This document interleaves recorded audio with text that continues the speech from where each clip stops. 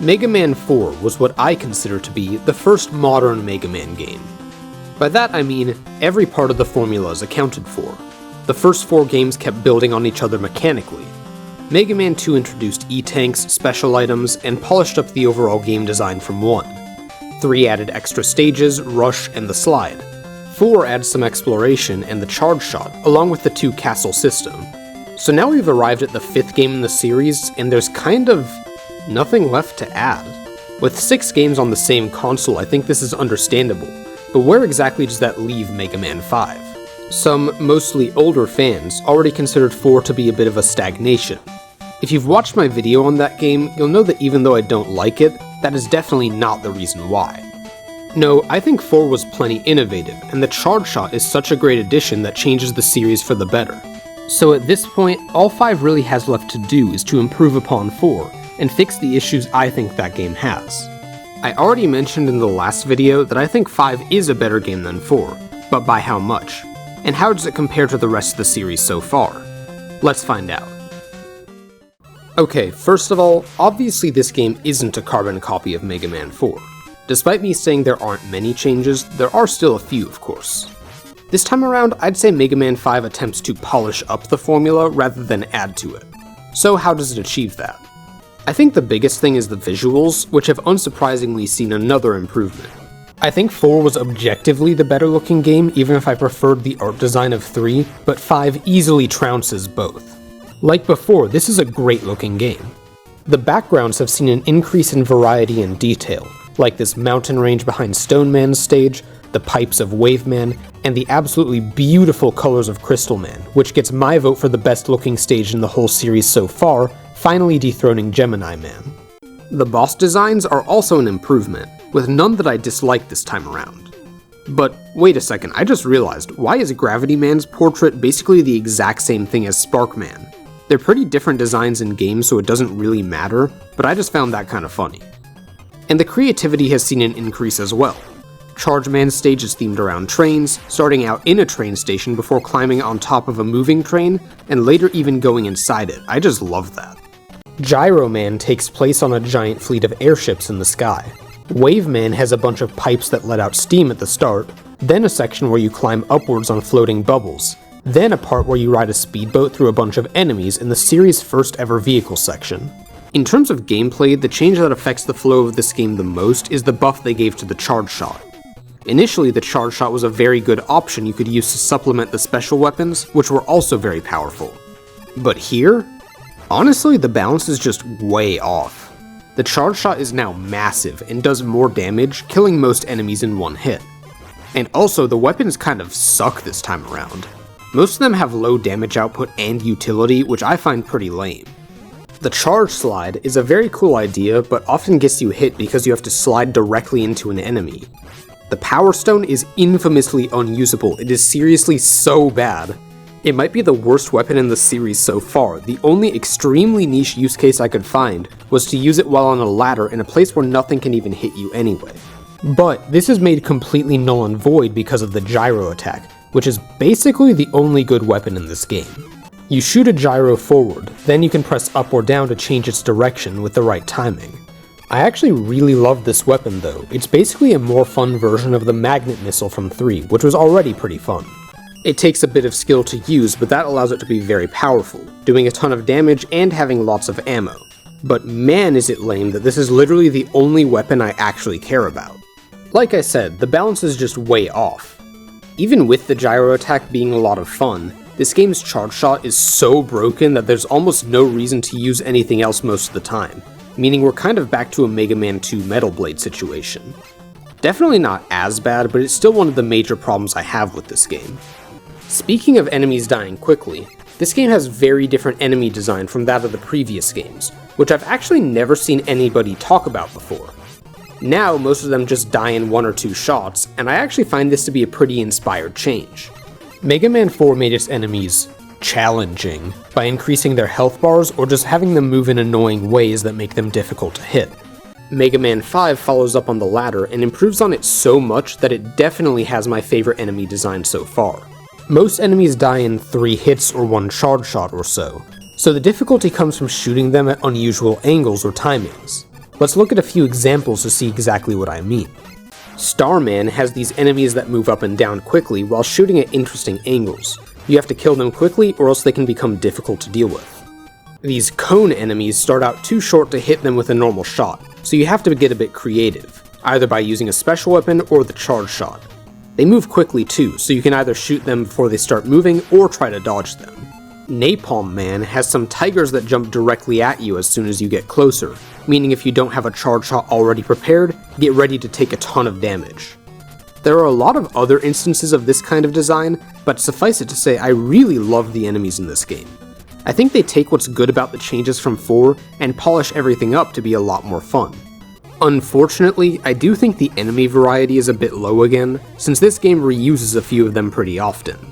These shield enemies and the cannons that pop out of the ground are in nearly every single stage, and it just gets boring after a while. I do like those two enemy types, but not when they get used this often. At least they get some more color variations this time, which doesn't actually fix the problem, but for some reason still feels like it helps out a bit. Now, is the game challenging? I don't know about that. This is definitely the easiest game in the main series so far, at least in terms of its intended design. Mega Man 2 was pretty easy because the Metal Blade just broke the whole game in two, but this was much more intentional, or at least feels that way. The main 8 stages are honestly kind of relaxing? That sounds weird, but I think it fits. I've heard many people describe them as boring or saying the stages practically play themselves, and I can see why.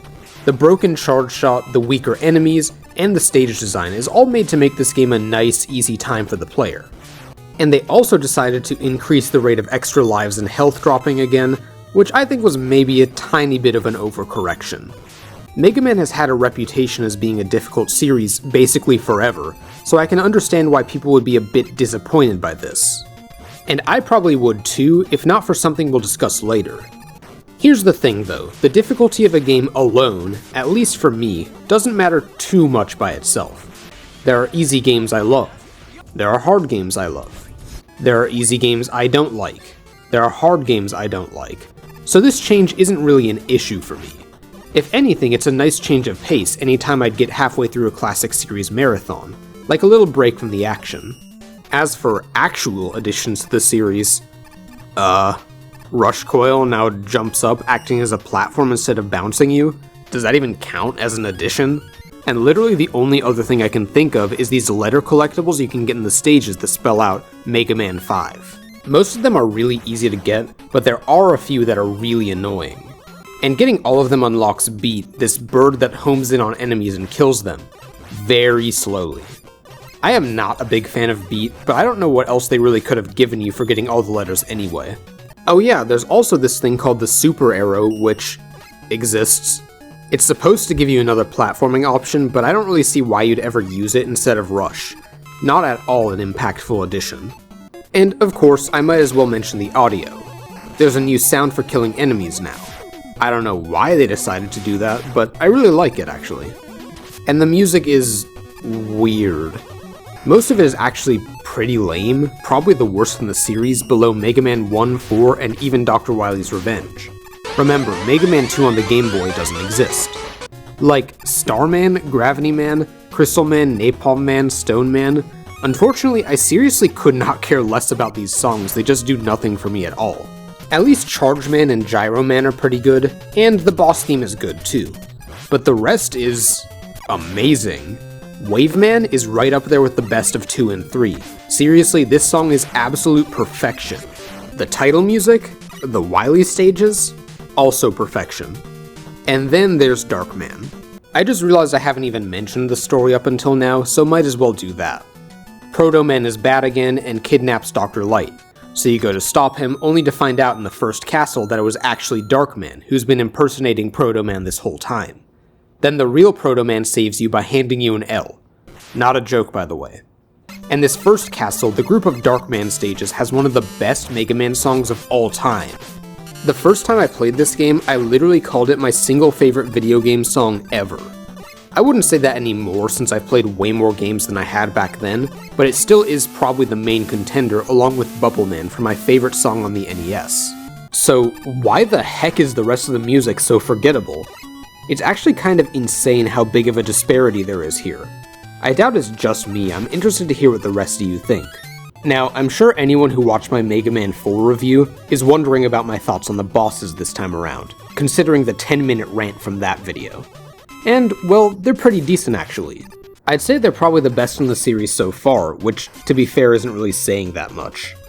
There are two main bosses that stand out to me as actually being a lot of fun this time around, which I think is the first time I can honestly say that. I mentioned that my favorite set of bosses up to this point was Mega Man 3, which had a few pretty simple and fun bosses like Magnet Man and Top Man, with the rest being mostly inoffensive. This time I would still label most of the bosses as inoffensive, like Starman, Gyro Man, Stone Man, etc. None of them are actively annoying, but unfortunately, we've returned to weaknesses just shredding through almost every boss. Most of them are pretty fun without weaknesses, but unless you're doing a challenge run, you're just going to choose the most powerful option available to you.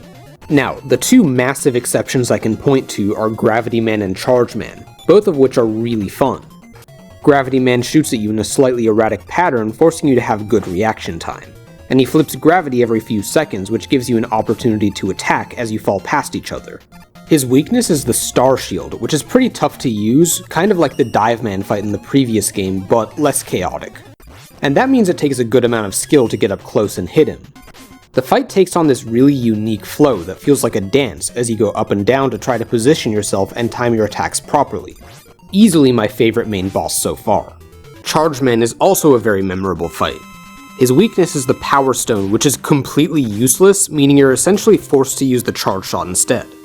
He's actually pretty challenging, charging towards you quickly with tight timing required to jump over him and not take damage. And he often becomes invincible, meaning you have to pick your battles with him. I seriously love this fight, and it's a close second favorite after Gravity Man. So, does this make me a hypocrite for not minding the bosses turning invincible here, while hating it in Mega Man 4? No, I don't think so because there's a very important difference to me. Here, the bosses become invincible for a reason. Charge Man does it so he can zoom towards you or launch some obstacles into the air. Starman does it while jumping around the stage and throws his shield at you, giving you an opening to hit him. Compare these to Skullman and Dustman, or even Magnet Man, who just sit there lingering in an invincible state, doing nothing except wasting your time. Stone Man crumbles into a pile of bricks after he jumps up for just a second, meaning you have to time your attack right after he pops back up.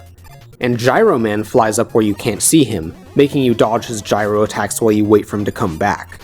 I don't love Gyro Man, but compare this to Drill Man, who goes underground for 5 seconds at a time, while nothing happens at all. Do you see what I mean? I want to actually be forced to dodge attacks if I can't hit the boss, or have the invincibility periods be a lot shorter. Or I at least want something to happen, and I feel like that's actually the case here. I did say that there are a lot of positive aspects to the bosses in 4. 5 takes at least some of that, minus the weaknesses being balanced, and improves on all of it while draining away the sheer volume of garbage that the bosses from 4 were drowning in. How much garbage? Let me think about that for a second. Aha, a superfoot of garbage. And like in Mega Man 4, the bosses in the castle stages are also pretty cool. Although, if I have to be honest, I'd give this point to 4 just for the higher variety of boss designs and creativity. Here you have to fight Darkman on 4 separate occasions with a few differences each time, and while I do like those bosses for the most part, it gets a bit repetitive. The first 2 Wily stage bosses though are much better.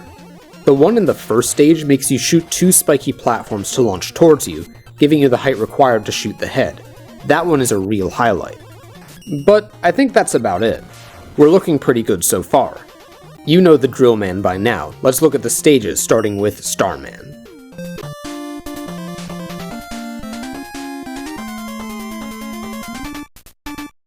And it's a low gravity stage. Awesome.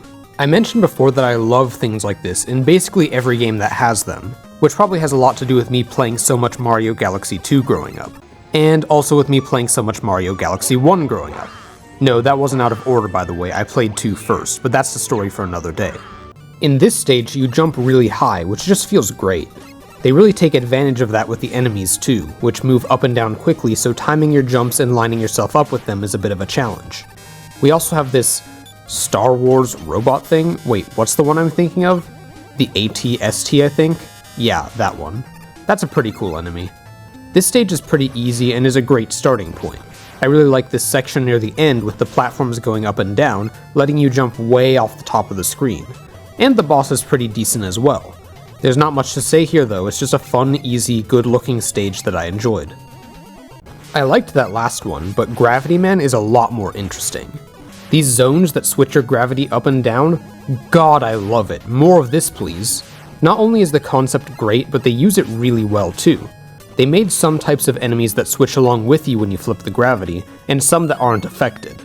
There's a few upside down ladder climbs that reward you with power-ups, and the collectible ladder makes you time the switch well, which isn't that hard but still feels perilous. Gimmicks like these feel almost commonplace today, but I don't think many games were doing it back in 1992. The stage looks amazing too, and of course I already talked about how much I love the boss here. I think the only issue is that I'm starting to notice the enemy variety being low by now, since the first two stages both use these cannons and the guys with the shields. Other than that, this is an amazing stage that I always love replaying, and one of the more difficult ones in this game as well. Gyro Man is next, and I have to reiterate that it was such a cool idea making this one take place on a fleet of airships. I don't really know what's up with the robot chickens, but whatever. The gameplay here also holds up really well, with very good enemy placement and a few interesting ideas. There are these two elevator sections where the first one is a simple ride up to the top, but the second is actually a really tight section where you have to dodge a ton of spikes as you go up, including some gaps that you're required to slide through. That part is awesome. There's also a section where as you walk forward, the ground falls beneath your feet after a short delay. And they made one of the collectible letters force you to stand on one of the blocks as it's falling, which is a really fun challenge. Like the previous two, just a fun level in every way, although I think the boss isn't really my favorite. I definitely prefer it to the Mega Man 4 bosses, but it still takes a bit long for anything to happen and it's hard to see the gyro coming down. Okay, let's hold on for just 1 second and take a look at the absolutely beautiful visuals of Crystal Man. It's hard to even describe how much I love the look of this stage, it really needs to be seen to be believed. Now I've heard some people hate the actual gameplay here, and honestly, I used to be one of them. Similar to Drill Man in 4, there are a few sections where things fall on your head right next to bottomless pits. Then there are these enemies that charge up a crystal attack while invincible, then become vulnerable when they shoot. But I have to say I don't mind these at all now and actually really like them. Unlike in Drill Man, these crystals continuously fall in a set pattern even when Mega Man is nowhere near them. This doesn't sound like it really matters, but in practice it completely fixes the problem. Now they don't just surprise you out of nowhere, and instead you actually get some really interesting and somewhat complex patterns to learn, which is a fun timing challenge. And if you have the Star Shield, you can use that to blitz through the section if you aren't having fun. This was also something you could do with Drill Man, of course, but I usually like to play these sections as they're designed rather than using the weapon to make it simpler. That's just a me problem though, so feel free to disagree there. I like the addition of these rotating platforms that move in one direction as well. Those are always pretty fun when they show up. My only real issue here is actually the collectible letter V. You can only get it by hugging one of the walls on your way through a falling section, which literally every single other Mega Man game has conditioned you not to do by now because they have spikes in those sections. So have fun replaying the whole stage just for that one letter. Speaking of that though, this is actually the first time I've ever replayed a classic series stage after already having finished it.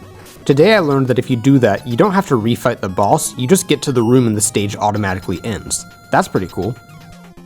Next up is Stone Man, which I really grew to appreciate this time around. It takes place in a mountain range and you can see other mountains in the background, which just looks really nice. And it even uses this theme in a really interesting way by having a few caves you can enter by breaking open some of the rock walls, housing some collectibles. That's so cool and I never figured that out until this playthrough. These Met enemies that we've seen in every game so far now split into 3 smaller ones when you shoot them, which I find kind of annoying. And wait, the Metroids are back? Oh god, that reminds me, Metroid Prime 4 is releasing in just a few weeks from when I'm writing this script, my most hyped game since probably Metroid Dread, honestly. Did I mention I love Metroid? Anyway, the rotating platforms from Crystal Man are back, housing a nice little E-Tank challenge. It's not hard, but it is fun and it's appreciated nonetheless. Just an all-around solid stage. Napalm Man is, certainly an interesting choice for a stage theme. That being said, it looks amazing with a really nice jungle background that's well animated. And this is also one of the more difficult stages in the game, with some tough enemy design and tough platforming at the same time. These tiger enemies are tough if you don't play patiently, since they jump at you with their massive hitbox and crazy touch damage. And then there are these missile shooting enemies with a ton of health that are often placed right next to thin platforms, meaning it's easy to fall and die if you aren't careful. They also use these rockets that fire at you and release shrapnel. These rockets are pretty tough to avoid but make for a good challenge. Unfortunately, they had to bring back the enemies jumping out of pits, but it's only in one section and they move way faster, so if you don't expect them, you just take damage instead of falling into the pit. I still don't love them, but they're used much better than in 4, so I can give it a pass for now. Charge Man is such a creative idea for a stage. You start in a train station, then go on top of one of the trains, then go inside it, and all the sections feel different enough to be memorable while also looking amazing. I think this stage does unfortunately suffer a bit from the Mega Man 4 syndrome I talked about, where you just walk forward in a straight line while the same enemy is used repeatedly. On top of the train, you get these Mets on tiny trains that shoot when you get close, then inside you get these capsule enemies that zoom at you, along with mice on the floor crawling back and forth. I think the fact that the sections feel so distinct visually helps out quite a bit, but I do think gameplay-wise this is one of the less interesting stages. Good thing the boss is amazing, like I said before, so I don't think it's bad, just one of the less engaging ones to play in this game. Probably my least favorite so far actually, but that's not saying much considering how much I've enjoyed all the other stages. And now we're on the last one, Wave Man. Wow, I love this stage. The first section with the steaming pipes and these obstacles swinging back and forth is a really interesting challenge that feels pretty different from the rest of the series so far. Then there's this section where a bigger pipe releases bubbles that float upwards. The small ones pop after you stand on them, so you have to figure out a way to get over to the big bubble on the left, which is a cool puzzle. And then you get the first ever vehicle section in the series, which is not just an extremely welcome change of pace, but also just really fun on its own merits. The boat section is actually kinda tough if you don't know what you're doing, and it's close enough to the usual gameplay to not feel like it comes completely out of left field. There are even mini-bosses here, and the whole thing is tutorialized really well in the short runtime. The variety in the stage is awesome, and all the sections are well designed. Unfortunately, the boss isn't great, but it's not that bad, and it's kinda fun to just mash the charge kick in his face until he dies. This is another standout stage to me, alongside Gravity Man as my top 2 from this game. So far it's been fun to see how my top stage picks from each game compare to the viewers, so I definitely plan to keep showing off my favorites in the future. And now, onto the Dark Man stages. First of all, it's just impossible to hate this first stage, considering it introduces the amazing music, so no matter what the stage does, I'm gonna like it anyway. And luckily, the stage itself is pretty decent too. The pink and purple sky on top of the background being a literal castle for the first time gives it a pretty unique feeling, which I love. The level design itself isn't too interesting, it's mostly just a straight line with enemies, including the tigers coming back and being placed in some difficult positions. And then there's a disappearing block section where 2 of them appear at a time. That really messes with my muscle memory. I think that's pretty cool though. And then the boss is simple and easy. Luckily they've also fixed the checkpoint issue from 4, so this stage is smooth sailing even if it's not anything special. The second stage is an improvement, with a lot more actual level design, like this section where there are a bunch of conveyor belts with spikes everywhere in bottomless pits, while enemies rain attacks on you from above. Again, this isn't actually too hard if you have some Mega Man experience, but it's a fun challenge anyway since you do have to be paying attention. That's exactly the kind of design I love in Mega Man games. There's a nice E-Tank timing challenge here too. I think they're getting better at making these with each game. The boss is similar to the last one but slightly different. I do wish there was a bit more variety here in terms of the bosses. Next up, we have Dark Man 3 with... wait, are those snake blocks? Like in Super Mario? I love Super Mario. This stage is awesome. You get a difficult and really fun snake block section with great platforming moments, optional challenges, solid enemy placement, and everything just looks amazing in the night sky. Seriously, this is just perfect Mega Man gameplay right here. I don't know why the boss is their 3rd attempt at making Flashman, but it is way better than the previous 2 attempts since you can actually avoid the attack that freezes you. One of my favorite stages in the game for sure. The final Dark Man stage is one of the shortest Mega Man stages ever, but boy do they make the most of it. This puzzle section where you have to shoot the pillars causing the rest of the stage to fall down is just so much fun. There's a risk-reward element where you can shoot more blocks to go faster, but you have to make sure to avoid the spikes properly and slide through in time. I just love this, we need more puzzle elements in the stages. The boss is a combination of the first 2 Dark Man fights, which makes it much harder. Once you get the pattern down, it's pretty fun, and then you're onto the Wily Castle. Wily 1 starts out with... Okay, that's kinda stupid. Thankfully, that's the only thing like this here, and the rest of the stage ends up being fantastic. There are some sections where you have to go through a bunch of conveyor belts in tight, spiky corridors, and you really need to be careful. And then there are these conveyor belts over pits with rotating spike balls, which is another fun challenge. They've actually cranked up the difficulty a bit here, which is exactly what this game needed. You might recall that I said there was something in this game that makes me give a pass to the low difficulty, and the castle stages are the reason why. They finally made a solid difficulty curve that goes from easy to medium to actually pretty challenging. And I think that works because by now I had a bunch of lives and E-tanks, so the challenge is enough to make the stages fun while still being completely manageable. Easily my favorite difficulty design of any of these games so far. Anyway, later on in the stage we get a repeat of Dustman's stage with the Crusher. I did say this section was objectively good before, but I just didn't love how it was yet another slow set piece in an already slow game. And I can confirm, yes, I do indeed like it here. This time around there are fewer blocks to break and more enemies to fight, meaning it's more tense and fast-paced, which is what I was hoping for. And then I already talked about the Great Boss. This is probably my favorite castle stage in the series so far. It really was such a fun time to play through. The last 3 stages have been on fire, and this one is a contender for my favorite stage in the game. It's rare that I say that about any of the castle stages, so I'm glad they put a lot more effort into making every single stage fun this time around. Oh heck yeah, and that means it's time for an underwater section, my favorite. This one is great as expected, the platforms are pretty tight and just the right amount of precision is needed here. Unfortunately, I don't remember basically anything else that happened in this stage, but like I said, the boss is also pretty cool. It's actually really hard, you need to shoot when it's moving around and opens up the panels on its sides. I had 9 E-tanks, so, you know, that does make it literally impossible to lose, but I appreciate the cool design anyway. Next is the boss rush, which I mean, not much to say here. It reminds me of the one from 3 where most bosses die quickly, but some of them take a bit more time. I still prefer the boss rush from 2, but I don't hate this one. The Wily machine afterward is so ridiculously easy, like completely non-threatening. I think I took damage like 2 times total. That's a bit disappointing. The idea is good, if they tuned it to be a bit tougher, I would love this boss.